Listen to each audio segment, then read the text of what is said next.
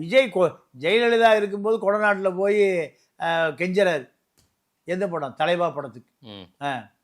தலைவா படத்துக்கு கெஞ்சறாரு, என்ன படத்தை எப்படி ரிலீஸ் பண்ணு. இப்போ கருணாநிதியும் இல்லை, ஜெயலலிதாவும் இல்லை. 2 பேரும் இருந்திருந்தால் விஜய் இந்த ஆட்டம் ஆடி இருப்பாரா? வாய்ப்பே இல்லை.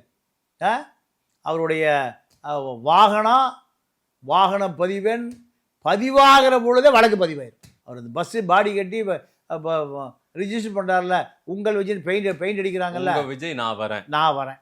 இப்போ பெயிண்ட் அடிக்கும் போத நான் வரேன்னா ஏட்டையாக போயிருப்பார். ஏங்க அந்த வண்டி எங்கே வாங்கினீங்க? வண்டிக்கு லைசன்ஸ் இருக்கா, இன்சூரன்ஸ் இருக்கா, ஆடியோ பெர்மிஷன் இல்லாமல் நீங்கள் அங்கெல்லாம் போக முடியாது. பனையை விட்டு ஸ்டார்ட் ஆகாது. பனையூர்லேருந்து அது ஸ்டார்ட் ஆகும். இது என்னங்க ஆம்னி பஸ் இப்போ பர்மிட்டா, இல்லை இது ஏதாவது டவுன் பஸ் பர்மிட்டா, என்ன பர்மிட்டை கொடுங்க, வாங்கி பர்மிட் ரத்தாயிருக்கு. ஸோ மிகைப்படுத்துறாருன்றீங்க நீங்க. இன்னைக்கு நடக்கிறது அவ்வளோ பெரிய சீரியஸாலாம் இவர் ஒன்றுமே இல்லை. இது சிஎம்முக்கு உண்மையாக நன்றி சொல்லணும். எப்போ விடியுது, எப்போ இருட்டுது, என்ன நடக்குது, என்னமோ நடந்துட்டு போட்டு அவர் இருக்கார்.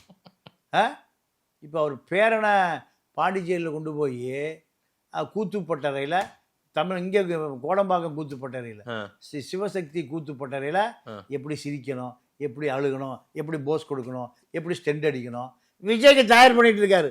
யார? இன்பநிதியை. பம்பாயிலையும் பாண்டிச்சேரியிலும் தான் ஒரு மிகப்பெரிய அந்த நடிப்பிசை கல்லூரி. அதில் இப்போ யாரை தயார் பண்ணிட்டு இருக்காரு? விஜய்க்கு கொஞ்ச நாள் தூக்கம் போக போகுது. ஏன்?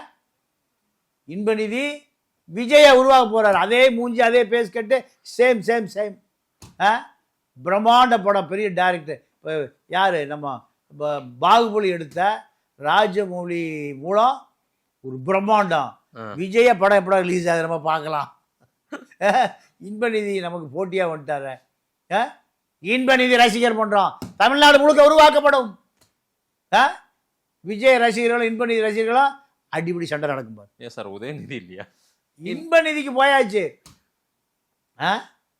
அரசியல் எப்படி இருக்குன்னு இனிமேல் தான் விஜய் பார்க்கணும்.